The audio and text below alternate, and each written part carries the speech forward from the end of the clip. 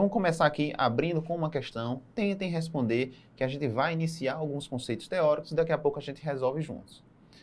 Inicialmente falando sobre tromboembolismo venoso ou TEV. Ela é uma entidade composta por dois espectros clínicos principais. O primeiro dele é a trombose venosa profunda, que aqui a gente vai chamar de TVP, e ela pode ser de dois tipos. Pode ser uma TVP distal, que aqui a gente está se referindo aos membros inferiores, onde ela é muito mais frequente. A gente chama de TVP distal quando acomete veias do sistema venoso profundo abaixo da veia poplítea, ou seja, veias fibulares, veias soleares, gastrocnêmicas e veias musculares. Ela tem uma importância clínica muito menor do que a TVP proximal e tem um tratamento controverso que a gente comenta ao longo da aula. A outra forma de TVP é a TVP proximal, essa é a de grande importância clínica e que, se referindo aos membros inferiores, acomete veias poplíteas e veias proximais a elas, como por exemplo as veias femorais, as veias ilíacas, e ela está relacionada a um risco de tromboembolia pulmonar em até 50% dos casos. Já adiantei aqui, o outro espectro da TEV, do tromboembolismo venoso, é tromboembolia pulmonar, que é a manifestação mais grave do tromboembolismo venoso, aquela que é letal e que, portanto, a gente se preocupa muito mais, tá certo, quando a gente está abordando esse assunto, e por isso é o que mais cai em prova a respeito desse tema, é o TEP, é o tromboembolismo pulmonar.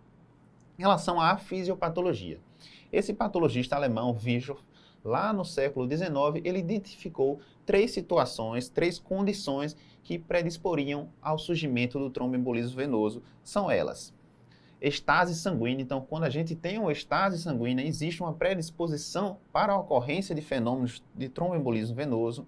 Um outro critério, uma outra condição seria a lesão endotelial. Quando a gente tem o endotélio lesado, a gente perde a proteção contra fatores procoagulantes, então a gente aumenta o risco de fenômenos trombóticos. E o terceiro deles, a gente tem estados de hipercoagulabilidade. Pode ser tanto hereditários quanto adquiridos.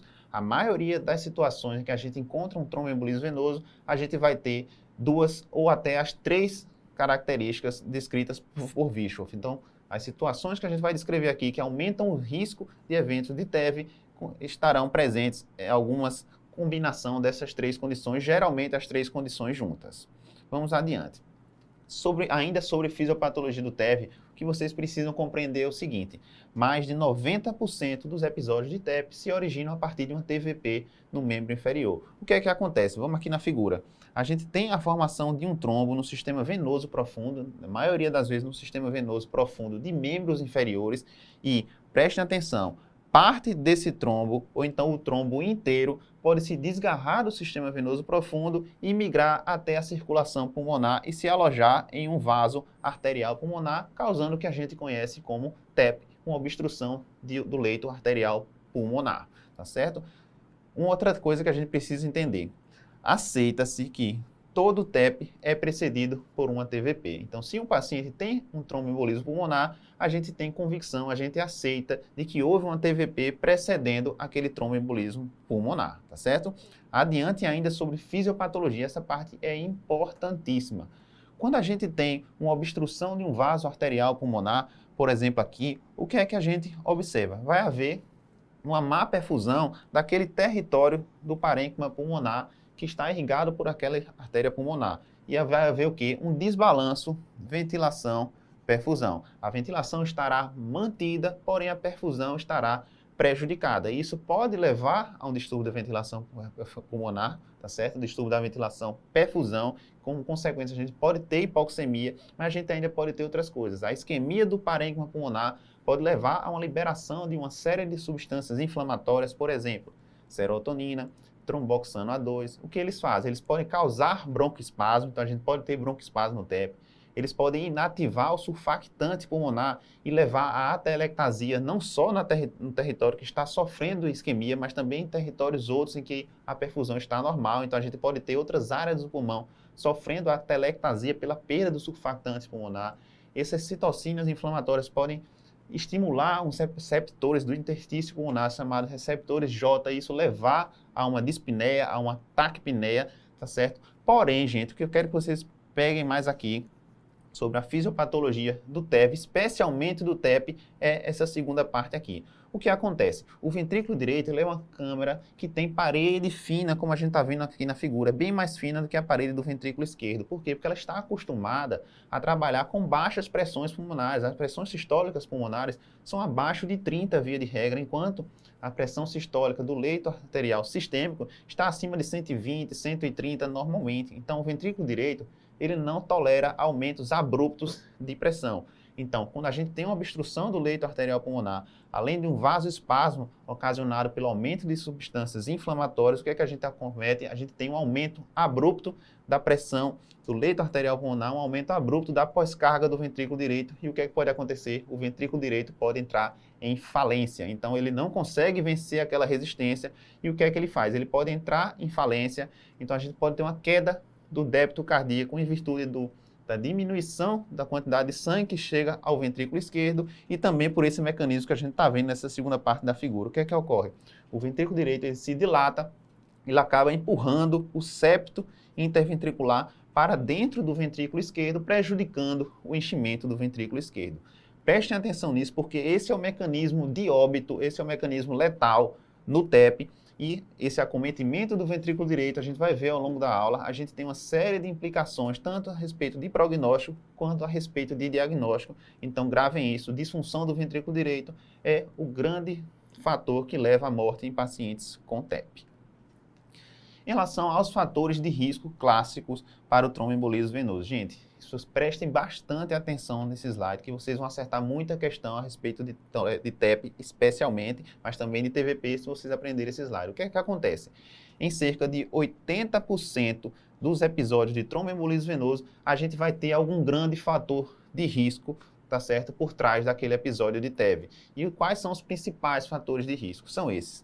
TEV prévio, pós-operatório, isso é muito comum aparecer em prova, pacientes no pós-operatório precoce apresentar um quadro de tromboembolismo venoso. As principais cirurgias implicadas no risco de TEV são as ortopédicas são as campeãs, principalmente de quadril e joelho, cirurgias oncológicas, cirurgias vasculares e neurocirurgias. Também é muito comum a gente encontrar TEV em eventos obstétricos, tanto na gestação quanto no puerpério. O puerpério tem um risco maior de eventos de TEV. Pacientes com neoplasias malignas, gente, é muito comum na prova apresentar um paciente com um câncer, geralmente um câncer ativo, e que apresenta um evento de TVP ou de TEP. Imobilização também é um grande fator de risco. Fatores de risco menores que aparecem com menos frequência na prova são esses. Uso de anticoncepcionais orais, isso é até relativamente frequente, especialmente mulheres jovens que fazem anticoncepcionais orais, que envolve o uso de estrógeno, terapia de reposição hormonal, trauma, síndrome nefrótica e obesidade. Então, na prova, quando trouxer um quadro clínico para a gente identificar um episódio de TEV, a gente vai procurar algum desses grandes fatores de risco, porque isso cai bastante, geralmente é assim que a prova cobra. Sobre as manifestações clínicas, inicialmente manifestações clínicas da trombose venosa profunda. A grande maioria dos casos, em mais de 50%, o doente será assintomático. Tá certo? Então, o diagnóstico TVP geralmente é um diagnóstico incidental. Porém, na prova, obviamente, a questão não vai trazer um paciente com TVP sem quadro clínico nenhum. Então, qual é o quadro clínico que a gente vai procurar na prova que vai nos remeter a uma TVP? Edema assimétrico de membros inferiores é muito comum de apresentar isso na prova, tá certo? Outra coisa, dor e empastamento de panturrilha. Prestem atenção nesse termo, é um termo muito utilizado para descrever sinais de TVP, tá certo? Outra coisa, sinal de Romas. Esse sinal de Romas não é específico, nem é sensível, é muito pouco útil na prática clínica, mas as provas adoram perguntar. O que significa esse sinal de Romas? É a dor na panturrilha, a dorsiflexão do pé. Então, falou em sinal de Romas na prova, a gente vai lembrar de TVP de cara, tá certo? Sobre manifestações clínicas de TEP. Gente, essas são as manifestações clínicas de TEP e a sua frequência de apresentação. Eu preciso decorar esses percentuais? Não, gente, de forma alguma. Eu estou trazendo aqui mais para ilustrar. O que eu quero que vocês decorem, que vocês memorizem é o seguinte. Dispneia é o sintoma mais comum, especialmente dispneia súbita, enquanto taquipneia é o sinal clínico mais comum, seguido de taquicardia. Além disso, vocês estão vendo que a apresentação clínica de TEP, ela pode ser a mais variada possível, tá certo? Então vocês estão vendo que aqui as manifestações clínicas, elas são absolutamente inespecíficas e são comuns a uma série de doenças. Por exemplo, pode apresentar sibilância, que a gente observa no DPOC exacerbado, no asma exacerbada, ortopneia, que a gente observa no paciente com insuficiência cardíaca, pode se apresentar com choque em 8% dos casos. Então, o quadro clínico não será suficiente nem para a gente afastar, nem para a gente confirmar o diagnóstico de TEP. Gravem isso, isso é muito importante.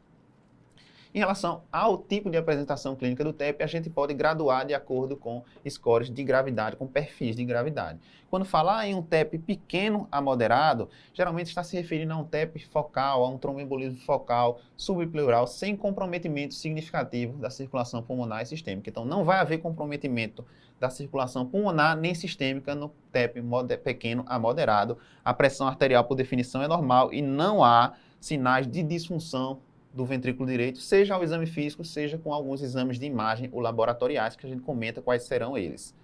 TEP submaciço geralmente envolve a obstrução de 1/3 ou mais da vasculatura arterial pulmonar. O doente está estável hemodinamicamente, ou seja, a pressão arterial é normal, porém aqui já há sinais de disfunção do ventrículo direito, tanto através de métodos de imagem, quanto através de elevação de biomarcadores, troponina e BNP, que a gente já comenta daqui a pouco.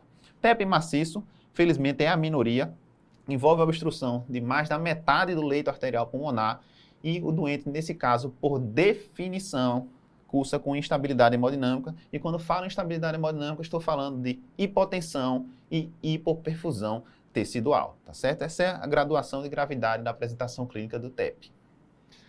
Outra apresentação clínica do TEP que é incomum, aparece em 4 a 7% dos casos, é o infarto pulmonar. A gente poderia esperar que o infarto pulmonar fosse muito frequente, porque há uma isquemia do parênquima pulmonar, porém a gente lembra que a circulação pulmonar ela é dupla, ela envolve tanto as artérias pulmonares quanto as artérias brônquicas, que são ramos da aorta. Então, para a gente ter um infarto pulmonar, o TEP tem que ser um TEP distal, um TEP lá na periferia, lá próximo à pleura. E com a apresentação clínica, é uma apresentação clínica muito parecida com a neopneumonia, por exemplo. A gente pode ter dor torácica pleurítica porque envolve o acometimento da pleura parietal, pode ter tosse, hemoptise e febre, geralmente uma febre baixa com leucocitose.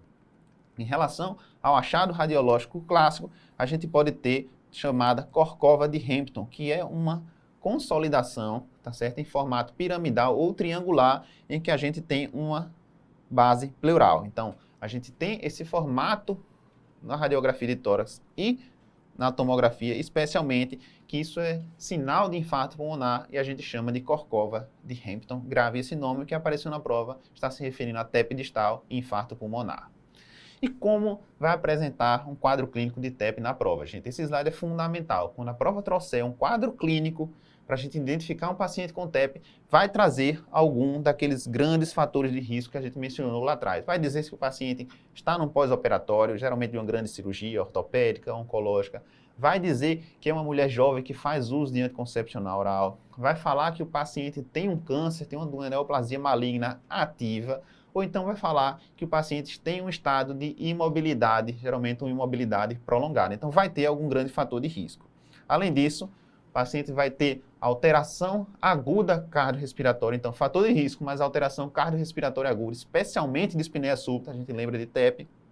Além disso, pode apresentar-se dispneia súbita inexplicada, então o paciente tem um fator de risco, apresenta dispneia súbita e a gente não consegue explicar a dispneia por nenhuma outra doença, não tem nenhuma outra doença mais provável do que TEP.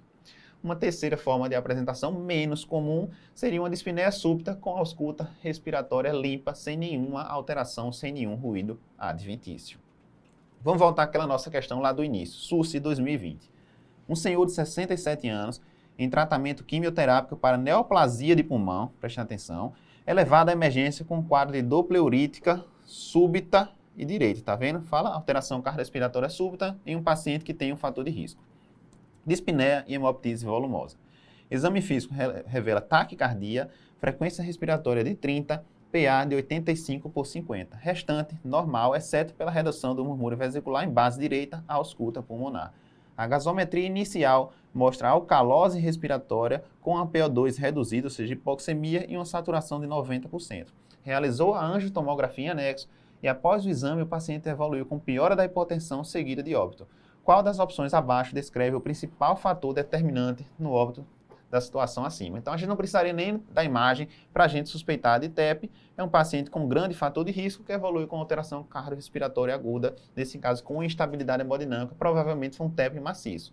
Mas aqui, na figura, a questão coloca até uma seta mostrando para a gente um grande trombo obstruindo aqui a artéria pulmonar direita, além de ter trombos também obstruindo a artéria pulmonar esquerda. Então, a gente tem um TEP proximal, bilateral, que cursou com estabilidade hemodinâmica. Então, eu falei para vocês que paciente com TEP morre de quê, gente? Qual é o mecanismo fisiopatológico que leva ao óbito de pacientes com TEP? É falência do ventrículo direito por sobrecarga aguda de pressão. Portanto, nossa resposta aqui, letra D de dado.